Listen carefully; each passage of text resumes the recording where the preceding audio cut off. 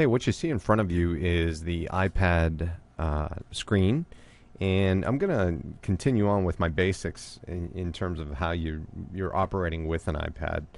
Today we're going to cover getting into iTunes without an account. Without a credit card. You're going to create an iTunes account. What you're going to find out is that most things that you try to do with an iPad, if you have an iTunes account, it's a whole lot better off. Any app that you want to look at, even the free apps, require that you have an iTunes account. So I'm going to use the iPad. I'm actually going to sign up for an iTunes account without a credit card right here in front of you. So first things first, let's say you've got your screen in front of you, and you're looking for an app that you want to buy or download for free. The screen that you're seeing in front of you is brand new iPad, so I haven't downloaded the iBooks app yet. So that's what I'm going to go ahead and do. I want you to move over to the App Store and go ahead and launch the App Store. And you'll be in and out of this a ton of times on your iPad.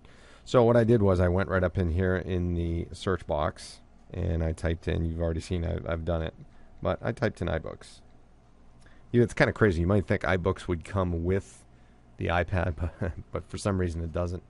You'll notice that the minute I type in iBooks, you've got iPad apps up top and you've got iPhone apps down below. What I'm going to do is grab the iPad app, obviously. I'm also going to grab the Kindle app while I'm here too as well.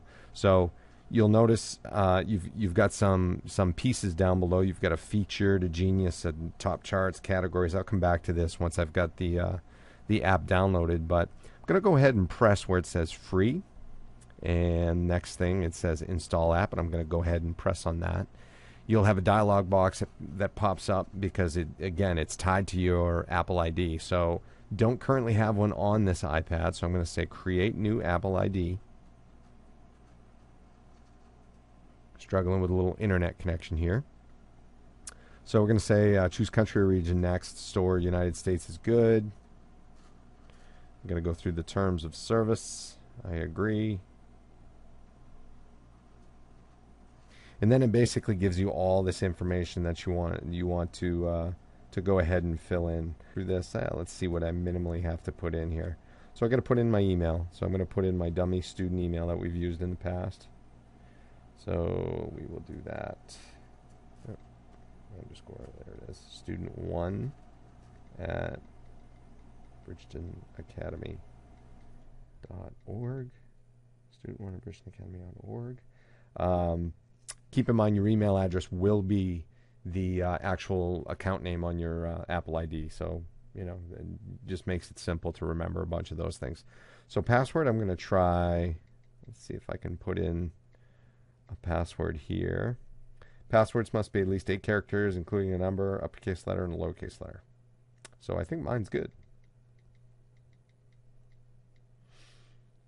And I'll do that. Security info I would encourage you to do just in case you lose your email or lose your password. But you don't have to take 15 of these questions. But let's just say, what was the first album you owned? That's interesting. We'll say that. The first album I owned, I'm going to date myself, was Billy Joel. That should be good there. One question's enough. Optional rescue email, that would be a secondary email you want to throw in there just in case. I'm not going to put one in. I'm not going to put a date of birth in. I do not want to subscribe to emails, and I do not want to subscribe to news either. So I click next there. Oh, I guess you do have to put in your birth date. So I'll put in, I don't know.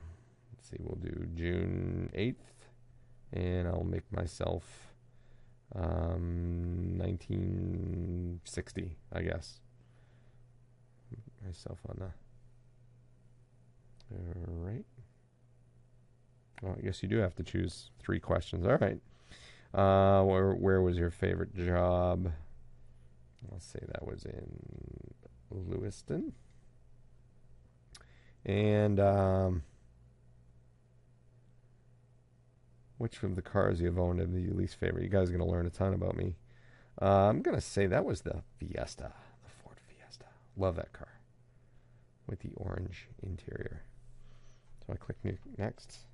More complex password is required, so let me try this.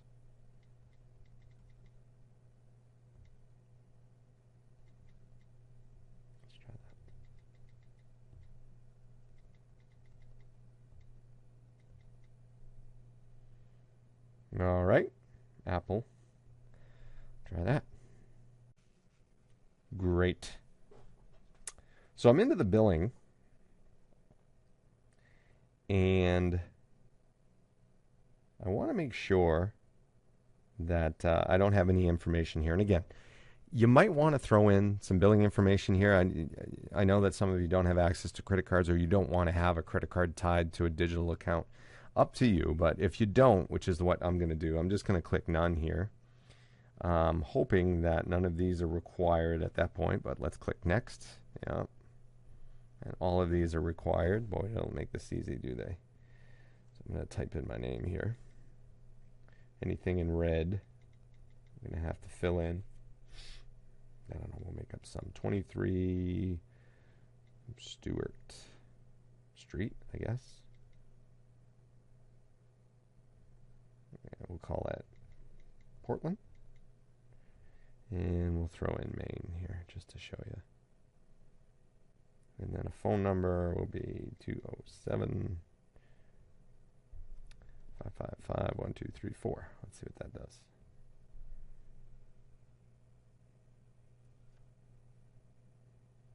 Oh, forgot my zip code. 04057. Let's see. Kind of trial and error going on here.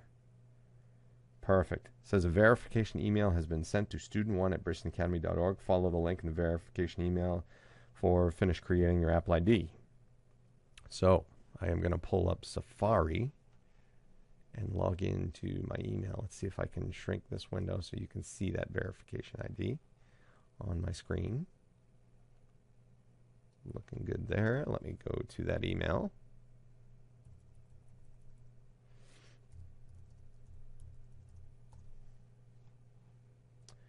And let's see what kind of verification email. Here's my Apple, my email. Let's display the images just so you can see. You've entered as a correct email address for your Apple ID. Verify now. I'm going to go ahead and click on the verify. Just wants me to verify my email address. Just save on typing.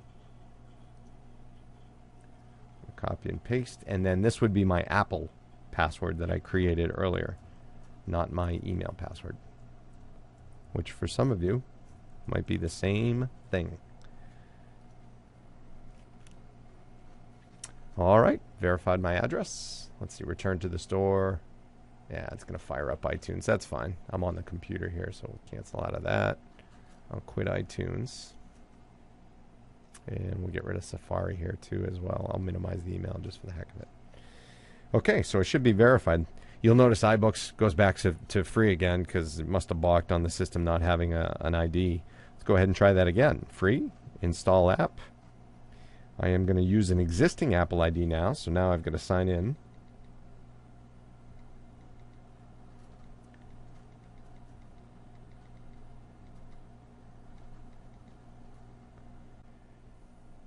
And what you see is the app starts loading. Get my mouse out of here, dismiss that.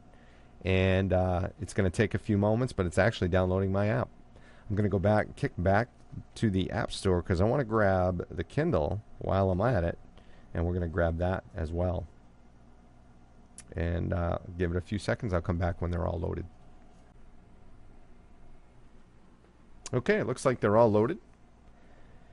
The one thing I'm looking at immediately is they're on the second screen. And again, there's a way that you can swipe through the screens to get to these things. But the other thing I want to show you real quick, and I won't get too much into iBooks right now, that'll be for a whole bunch of other tutorials.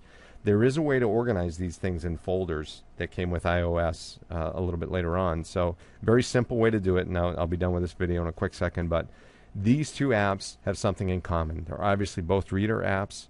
Let's say I do want to organize these in a folder. Here's how you do it. I want you to just push on the Kindle app and keep your finger on there. And what this allows you to do is it allows you to do two things with the app. It'll allow you to organize it. It'll also allow you to delete the app if you'd like. You'll notice the black X or the white X on the black background in the top left corner of the app. If I go ahead and I press on that, that will actually, as simple as that, it will delete the app from my iPad. So you got to be careful. You'll notice the shimmering going on too. So now that I've got them shimmered, what I'm going to do is I'm going to drag the Kindle app right on top of the iBooks app and then let go. And what the iPad allows you to do is it basically has just created a folder for those two apps. It'll also name the folder based upon what the apps, what kind of category the apps are in. So in this particular case, the books name is fine for me, but I just wanted to show you just by tapping in there. If you wanted to change the name of that folder, you could just by tapping next to the books, and you could call this folder whatever you wanted to call it, but I think books is fine for what I'm using it for. You'll notice it's still shimmering. All you got to do to get rid of the shimmy and the shake on these apps is hit your home button, and you're locked in. Lastly, what I'm going to do is move this folder onto the home screen, or the first screen, I should say. Same thing. I'm going to hold my finger on the folder. It's going to expand, let go, and it'll start shimmering. And then what I'm going to do is I'm going to take my finger and drag the app to the corner of the panel, or the side of the iPad, I should say, and it'll bring it back to the home page. Hit the home button, stop the shimmering and the shaking, and I've only got one page of apps. We'll stop right there. More to come, I'm sure.